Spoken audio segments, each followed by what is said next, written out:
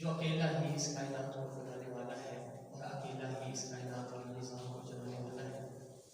اس کائنات کو بنانے میں اور اس کا نظام چلانے میں اس اللہ کا کوئی شریک نہیں ہے۔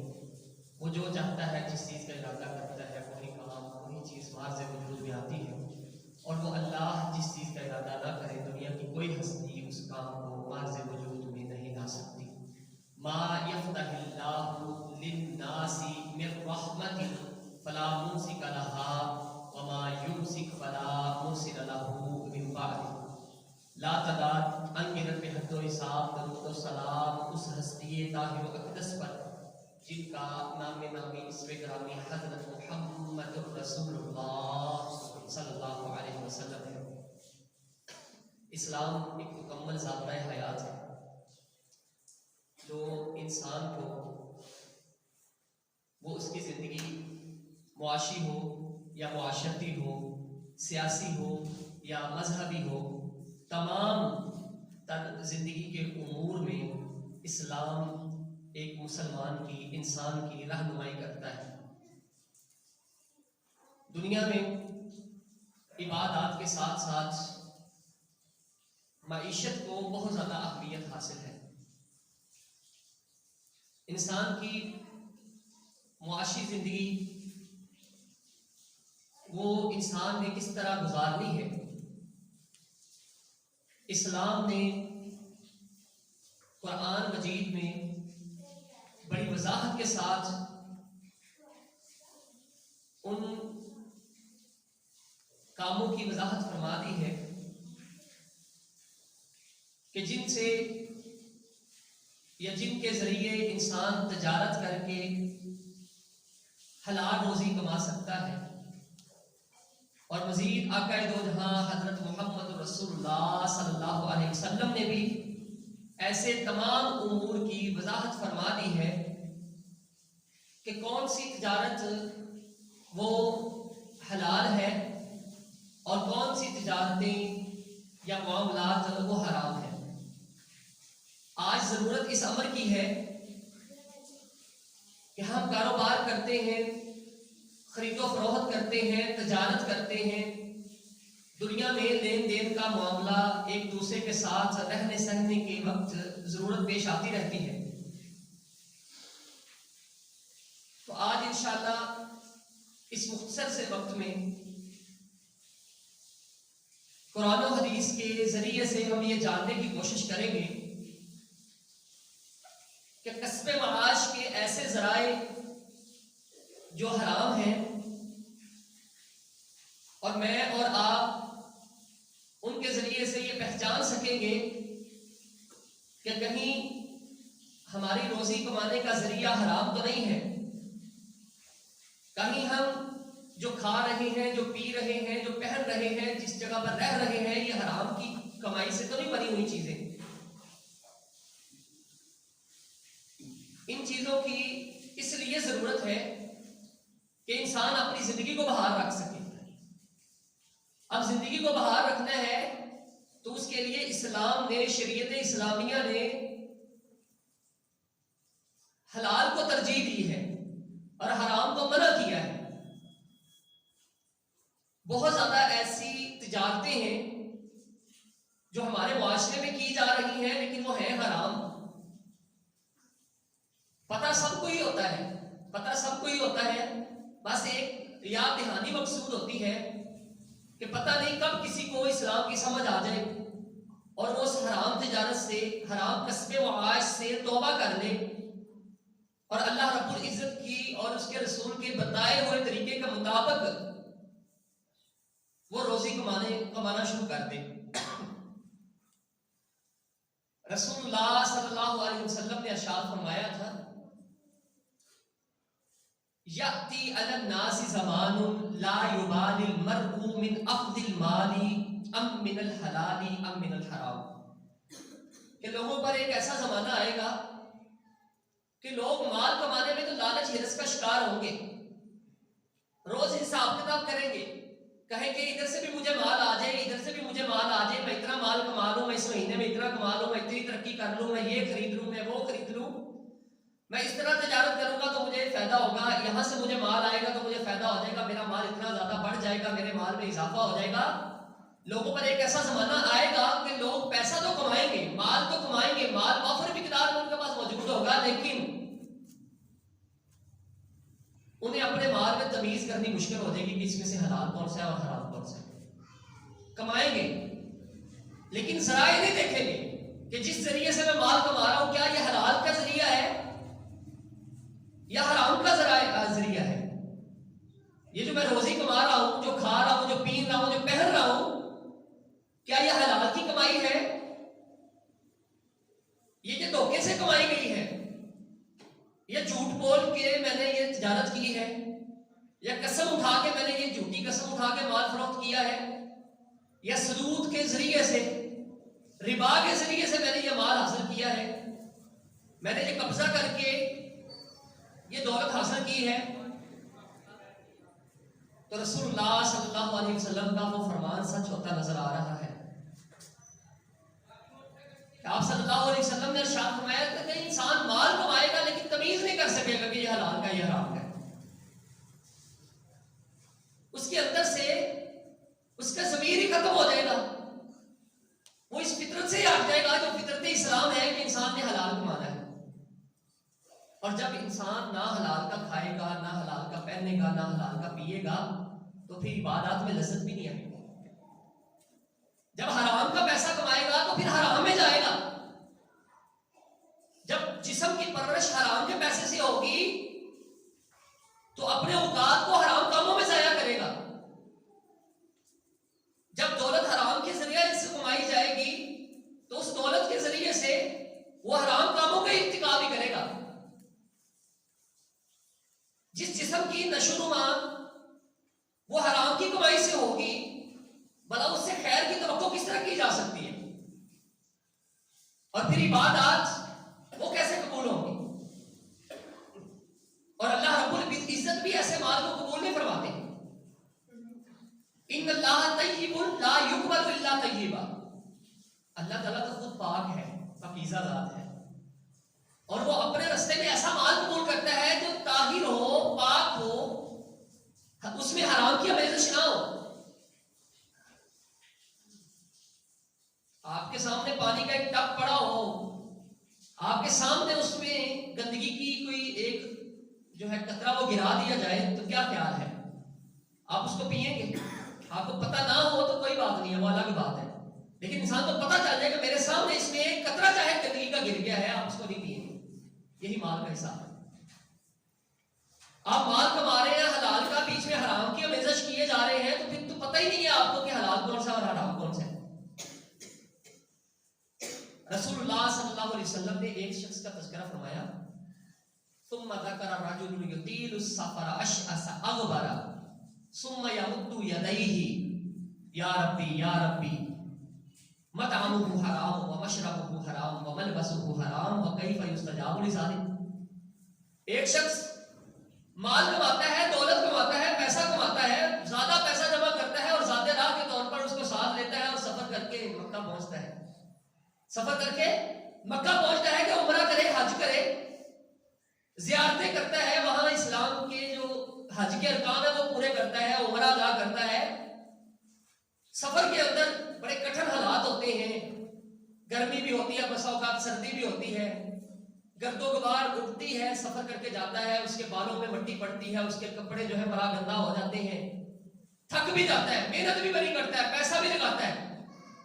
جب اتر جاتا ہے تو اللہ رب العزت کے سامنے ہاتھ اٹھا کے کہتا ہے یا ربی یا ربی، اے اللہ میرے گناہ معاف فرما، اے اللہ مجھے فلاں چیز عطا کر، اے اللہ مجھے شفا عطا فرما، اے اللہ میری فلاں پریشانی کو دور کر.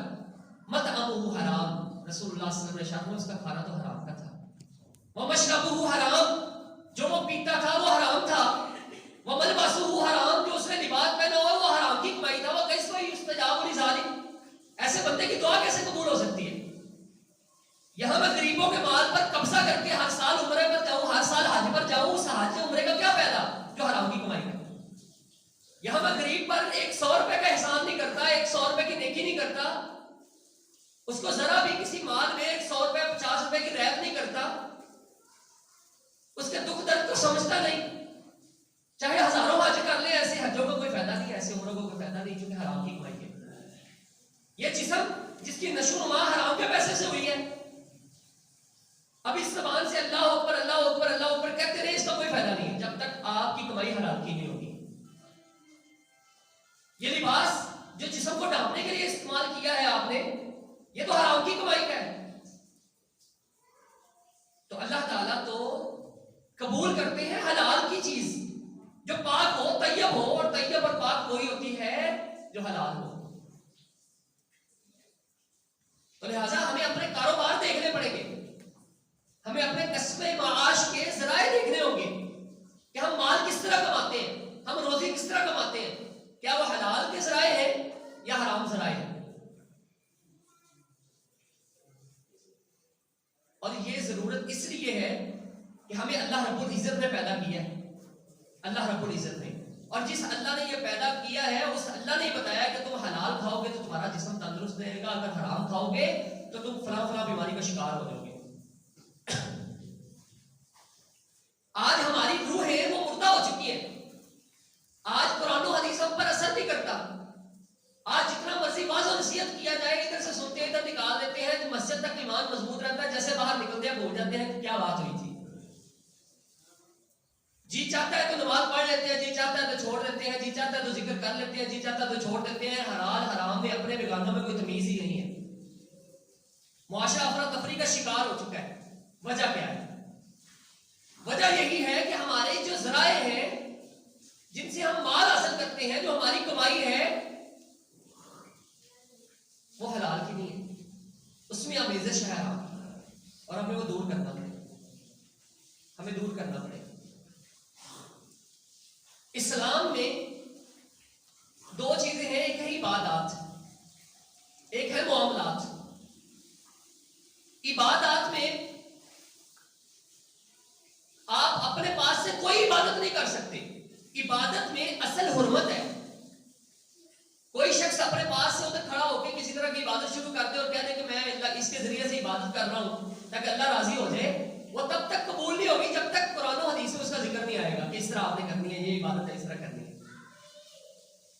ظہر کی نماز 4 رکعتیں فرض پڑھتے ہیں، کوئی شخص ادھر کھڑا ہو کے 5 پڑھنی شروع کر دے، کہتا فرض تو 5 ہے، میں تو اسی طرح عبادت کروں گا، تو کیا عبادت قبول ہو جائے کہ نہیں ہو؟ عبادات میں اصل حرمت ہے جب تک قرآن و حدیث میں اس کی وضاحت نہ آ جائے. نمازیں 5 فرض ہے، کوئی شخص یہ نہیں کہہ سکتا 6 ہے، لیکن 6 پڑھے گا تو سجدے بھی زیادہ ہوں گے، رکوع بھی زیادہ ہوں گے، قرآن بھی زیادہ پڑھا جائے گا، لیکن 6 نہیں پڑھیں گے. کیوں؟ قرآن و حدیث میں ذکر 5 کا ہے جو فرض نمازیں. عبادات میں اصل چیز حرمت ہے. ہر عبادت حرام ہے الا کہ اللہ کے نبی نے بتا دیا ہے، قرآن نے بتا دیا ہے کہ یہ حلال ہے، اس طرح عبادت کرنی ہے، اس طرح عبادت کرنی ہے، اس ٹائم میں کرنی ہے، اتنی اس کی تعداد ہے، اس ٹائم میں کرنی ہے، اتنی رکعات ہے، تو پھر ہی وہ حلال ہوتی ہے. لیکن معاملات میں اصل اباحت ہے.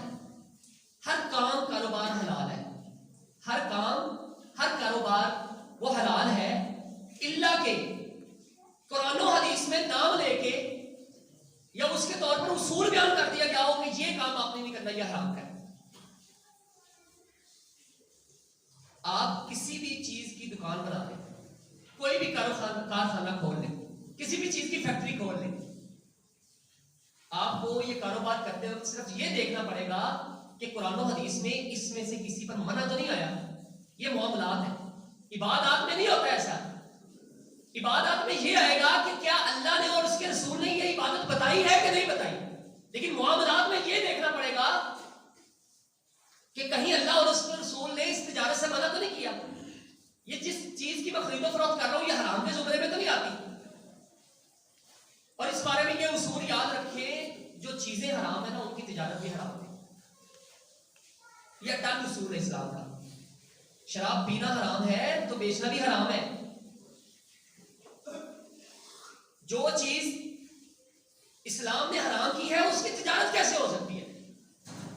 اگر اس کی تجارت ہوگی تو وہ تو معاشرے میں عام ہوگی، تو پھر اسلام نے اس کو حرام ہی کیوں کیا ہے؟ جو چیز حرام ہے اس کی تجارت بھی حرام ہے. لہذا ہم سب نے یہ دیکھنا ہے کہ کہیں ہم حرام چیز کی تجارت تو نہیں کرتے. جو چیز میں بیچتا ہوں، خریدنے والے چاہے خریدے، گناہگار لوگ ہوتے ہیں، بیچ میں کچھ لوگ کرتے ہیں ایسا کام، لیکن میں تو نہیں اس میں مدد کر رہا. وَلَا تَعَاوَنُوا عَلَى الْإِثْمِ وَالْعُدْوَانِ، گناہ اور سرکشی کے کاموں میں مدد نہیں کرنی چاہیے. جو کرے گا وہ بھی ساتھ شریک ہو. اللہ تعالیٰ نے قرآن مجید میں سورۃ المائدہ میں ارشاد فرمایا. تو لہذا ہم نے اپنی تجارتیں، اپنے کاروبار، اپنے معاملات، ان کو اسلام کے مطابق چلانا ہے اور دیکھنا ہے اسلام کو کہ اسلام نے اس میں ہماری کس طرح رہنمائی کی. جو حرام معاملات ہیں ان میں سے سب سے پہلے سود ہے. سود ہے. اب ہر بندہ یہ جانتا ہے کہ سود حرام ہے. اب سود یہ کوئی چھوٹی چیز نہیں ہے کہ جس کے بارے میں کسی کو نہیں پتا، جس کے بارے میں کسی کو نہیں پتا. ہاں، سود کی شکلیں مختلف کر دی گئی ہیں. ہے سودی ہے سودی ہے. نام تبدیل کر دیے گئے ہیں. اور رسول اللہ صلی اللہ علیہ وسلم نے ارشاد فرمایا تھا قیامت کے نزدیک ایسا وقت آئے گا لوگ شراب پیئیں گے لیکن نام تبدیل کر دیں گے. لوگ شراب پیئیں گے لیکن نام تبدیل کر دیں گے. سود لوگ کھاتے ہیں، سودی کاروبار کرتے ہیں جس کو ربا کہا جاتا ہے، ٹرسٹ کہا جاتا ہے، استعمال کرتے ہیں لیکن نام منافع رکھ دیا گیا. نام منافع رکھ دیا گیا. ہوتا وہ سودی ہے. شراب آپ کو بوتلوں میں بند مل جائے گی، دکانوں سے مل جائے گی، اوپر نام کچھ اور ہوگا، اندر شراب کی آمیزش ہوگی. یا تو ساری شراب ہوگی، نہیں ہوگی تو بیچ میں آمیزش ضرور ہوگی، ملاوٹ ہوگی شراب کی. لیکن بچنے کے لیے ٹیکس سے یا حکومت سے بچنے کے لیے، نقصان سے بچنے کے لیے اس کا اوپر نام چینج کر دیا جائے گا. پورا حدیث کے خلاف. رسول صلی اللہ علیہ وسلم نے ارشاد فرمایا تھا. اور کیا خیال ہے کہ رسول اللہ علیہ وسلم کے زمانے میں یہ معاملات نہیں ہوتے تھے؟ آپ کی تجارت کچھ بھی نہیں ہے. اس وقت جتنی تجارت کی جاتی تھی، آپ حضرت ابو سفیان رضی اللہ تعالیٰ عنہ جو قافلہ مدینے کے راستے شام تجارت کر کے مکے واپس جا رہا تھا، جس میں جو اونٹ تھے سامان سے لدے ہوئے، اس کا حساب کر لینا تو آپ پریشان ہو جائیں گے کہ اس میں کتنا مال تھا. صحابہ کے پاس اللہ تعالیٰ نے اتنی دولت ان کو دے دی تھی وافر مقدار میں کہ حضرت عبد الرحمن بن سخر رضی اللہ تعالیٰ عنہ ہزاروں درہم، لاکھوں دینار ان کے پاس موجود تھے، جو وہ اللہ کے راستے میں بھی خرچ کرتے رہتے تھے. اللہ نے اس کے مال میں اتنی برکت کر دی تھی، تاجر تھے. حضرت عثمان غنی رضی اللہ تعالیٰ غزوہ تبوک کے موقع پر دیکھ لیں، 1000 سے زیادہ اونٹ انہوں نے سامان سے لدے ہوئے، حتیٰ کہ 1000 جو اس وقت مجاہدین گئے تھے ان کی جوتیوں کے تسمے تک بھی حضرت عثمان رضی اللہ عنہ نے خرید کے دیے تھے. کتنا مال خرچ ہوا. اور رسول اللہ علیہ وسلم کے زمانے میں یہ ساری تجارتیں کی جاتی تھی. اور آپ صلی اللہ علیہ وسلم نے منع فرما دیا واضح الفاظ میں کہ یہ تجارت حرام ہے، یہ تجارت حلال ہے، یہ کام حرام کا ہے، یہ جائز ہے، یہ حلال ہے. لیکن آج ہم کیا کرتے ہیں؟ ہم ہیلے استعمال کرتے ہیں. ہم اللہ کے ساتھ بھی دھوکہ کر رہے ہوتے ہیں. ہم اللہ کے ساتھ بھی دھوکہ کرتے ہیں. حالانکہ مجھے اور اللہ کو تو پتا ہے نا میں کیا کام کر رہا ہوں. دنیا کو تو نہیں پتا. جب دنیا کے سامنے میں نے نام تبدیل کر دیا، جی یہ فلاں چیز ہے، لیکن جب میں کر رہا ہوتا ہوں کیا میرا ضمیر یہ گوارا کرتا ہے کہ اللہ کو تو پتا ہے نا میرے دل میں کیا ہے؟ مثال کے طور پر یہ زکات کا مہینہ آنے والا ہے، زکات کا سال پورا ہو جائے گا. جن کے پاس مال پڑا ہوگا کہ سال پورا ہو جائے گا اس کو زکات پڑے گی. اب وہ کیا کریں گے؟ وہ ہیلا کیسا استعمال کریں گے؟ وہ 1 مہینہ پہلے یا 15 دن پہلے، 20 دن پہلے یار اس کو استعمال کر لیں تو زکات پڑ جائے گی. بھائی اللہ کے بندے سوچ، اللہ کو تو پتا ہے نا تو مال کس لیے آگے خرچ کر رہا ہے. اگر تو زکات سے ڈرنے کے لیے مال کو پہلے خرچ کر رہا ہے تو یہ تو ہیلا ہے اور شرعی طور پر حرام ہے. ہاں تجھے ضرورت پیش آ جائے، ابھی 1 سال ہونے میں 1 دن بھی پڑا ہوا ہے، تجھے ایمرجنسی کو ضرورت پڑ رہی ہے، مال خرچ کر دے، اسلام تم سے پوچھے گا بھی نہیں، یہ جائز ہے.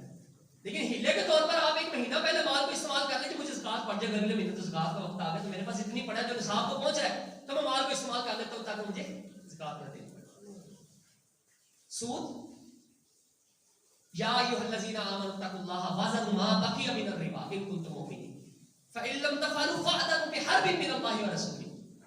اے ایمان والو اللہ سے ڈر جاؤ اور سود میں جو کچھ تمہارا باقی رہ گیا اس کو ختم کر دو، وہیں ختم کر دو، چھوڑ دو.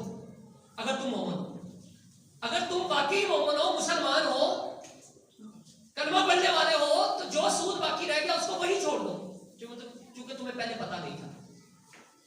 सहाबा किराम रिज़वानुल्लाहि अलैहिम अजमईन के ज़माने में, रसूल सल्लल्लाहु अलैहि वसल्लम के ज़माने में ये काम करते थे। हज़रत अब्बास रज़ियल्लाहु ताला का पैसा कितना ज़्यादा लोगों के पास मौजूद था। जब ये आयत नाज़िल हुई ना, ईमान वालों को मुखातब किया गया, और ईमान वालों को चूंकि पहले मना नहीं था, पहले ये जायज़ था तो वो करते थे। जब ये आयत नाज़िल हुई तो रसूल सल्लल्लाहु अलैहि वसल्लम को पता था कि मेरे चचा अब्बास ने लोगों को पैसे दिए हुए और फिर वापस रहते हैं, काबिल वापसी है। तो रसूल सल्लल्लाहु अलैहि वसल्लम आए मिंबर पर खड़े हुए और आपने इरशाद फरमाया, ऐ लोगों, अल्लाह ताला ने कुरान की आयत नाज़िल फरमा दी है कि ऐ ईमान वालों, जितना सूद तुम्हारा बाकी रह गया उसको वहीं छोड़ दो अगर तुम मोमिन हो। तो रसूल सल्लल्लाहु अलैहि वसल्लम ने इरशाद फरमाया, सबसे पहले मैं अपने चचा अब्बास का जो लेने वाला काबिल वापसी सूद है उसको माफ करता हूं। आपने चचा से पूछा भी नहीं, सबके सामने ऐलान फरमा दिया कि हम जितनी रकम वापस रह गई है दोबारा सूद में हम नहीं लेंगे, खत्म कर देंगे उसी दिन। और अगर कोई शख्स ये नहीं करता तो फ़इन लम तफ़अलू फ़अज़नु बिहर्बिन मिनल्लाहि व रसूलिही। अगर कोई शख्स सूद को नहीं छोड़ता, सूदी कारोबार नहीं छोड़ता, रिबा को नहीं छोड़ता, ट्रस्ट ये लेना नहीं छोड़ता, तो वो अल्लाह और उसके रसूल के साथ जंग करने के लिए तैयार होते हैं। ये अल्लाह ताला फरमाते हैं। जानी के बारे में भी ये नहीं कहा गया, चोर के बारे में भी ये नहीं कहा गया, डाकू के बारे में भी ये नहीं कहा गया, नमाज छोड़ने वाले के बारे में भी ये लफ्ज़ अल्लाह ने इस्तेमाल नहीं किया कि वो मेरे साथ आके जंग करे। शरीयत पूरी पढ़ के देख लें आप, जितने सख्त अल्फाज अल्लाह ताला ने यहां इस्तेमाल किए ना सूद के मामले में, क्योंकि ये बहुत बड़ा जुल्म है। अहले अरब भी ऐसा करते थे, अहले अरब ऐसा करते थे, लोगों को माल देते सूद पर। जो सूद के अमीर लोग थे, जो मुस्लिम इस्लाम आने से पहले लोगों को सूद पर माल देते, और जब मुकर्ररा वक्त आता कि जब माल लेना होता, वापस पैसे वापस लेने होते, तो जो कर्ज लेने वाला होता था उसके पास पैसे नहीं होते थे तो उसको मुद्दत बढ़ा देते, हत्ता कि जो असल रकम थी सूद उससे भी कई गुना बढ़ चुका होता, सूद उससे भी कई गुना बढ़ चुका। वो बेचारा जुल्म की चक्की में पिसता चला जाता, ना असल रकम लुटा पाता और ना सूद, हत्ता कि उसको गुलाम तक बन जाता। इस तरह होता था जुल्म। तो इस्लाम ने आके इसको खत्म कर दिया, सूदी कारोबार, इससे बचना चाहिए। कितना सख्त गुनाह है। सही अबू दाऊद में और इसके अलावा अत-तरगीब व-तरहीब में ये रिवायत मौजूद है। रसूल सल्लल्लाहु अलैहि वसल्लम ने इरशाद फरमाया, वो शख्स जो एक दिरहम, कोई लाखों करोड़ों नहीं, एक दिरहम सूद का खाता हो और वहुवा यअलम, और वो जानता हो कि ये सूद का है, 36 दफा ज़िना करने से वो बुरा है एक दिरहम। सही हदीस। ज़िना